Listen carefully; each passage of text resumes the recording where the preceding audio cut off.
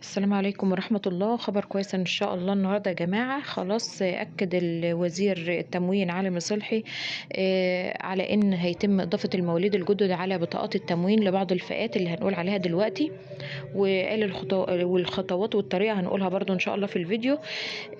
يعني أكيد الكلام ده النهاردة صدر الخميس، مش كلامه خلاص زي قبل كده. قام الدكتور علي مصلحي بإصدار توجيها ل المديريات التموين أو مكاتب التموين باستقبال طلبات إضافة المواليد من المواطنين لأربعة فئات. أربع فئات يا جماعة هم اللي هيستفيدوا من إضافة المواليد. غير كده برضو في كام شرط أو 3 شروط للي هيستفيدوا من بطاقة التموين دي أو من إضافة المواليد دي. 4 شروط هنقول عليهم إن شاء الله. مين اللي هيستفيد من إضافة المواليد؟ أول حاجة اللي معاهم فيزا تكافل وكرامة أو مستحقوا معاش تكافل وكرامة، سواء كانت تكافل أو كانت كرامة إن شاء الله هيضيفوا مواليدهم، بس برضو بحد أقصى 4 أفراد، يعني البطاقة مش هتزيد عن 4 أفراد.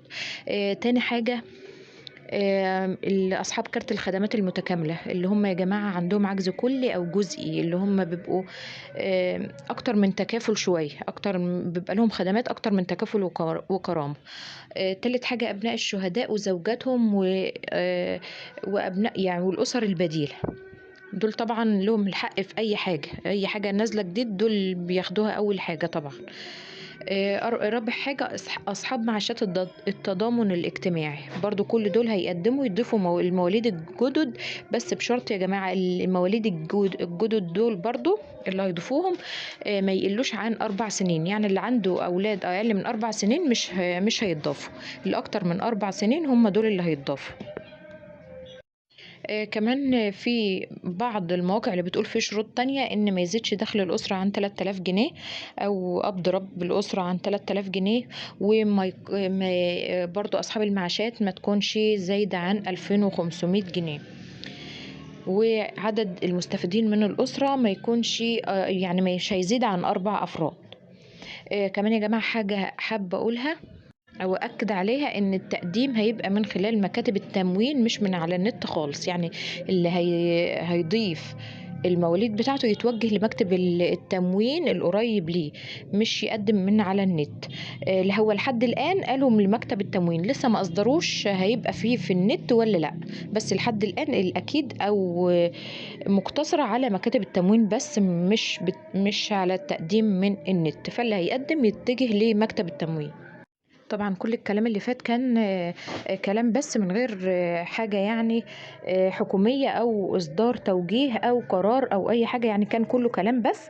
لكن النهاردة الخميس إن شاء الله اللي أكدوا الكلام ده، فاللي يبدأ مثلا من يوم السبت أو يوم الأحد ولا حاجة، لكن يعني ده بقى أكيد خلاص. طبعا الدعم أو التموين بيبقى 50 جنيه للفرد، بحد أقصى 4 أفراد، يعني بيبقى حوالي 200 جنيه لو المواليد اتضافوا إن شاء الله. في مواقع كمان يا جماعة بتقول ان احنا هنقدم على النت، وبتقول الطريقة والشروط، وتخشوا على من خلال مواقع كذا ورابط كذا. لا الكلام ده مش حقيقة خالص، كل الكلام دلوقتي من خلال مكاتب التموين مش من على النت خالص. فلو شفتوا الكلام ده يعني ما تعملوش بيه، لان هو مش حقيقي، لان الوزير مأكد ان هو هيبقى التقديم من خلال مكاتب التموين فقط، لسه لحد الآن ما قالش على النت.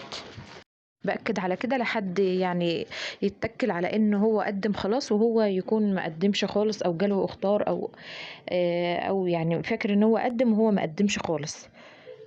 لازم التقديم من خلال مكاتب التموين، وبالتوفيق للجميع ان شاء الله. والسلام عليكم ورحمة الله وبركاته.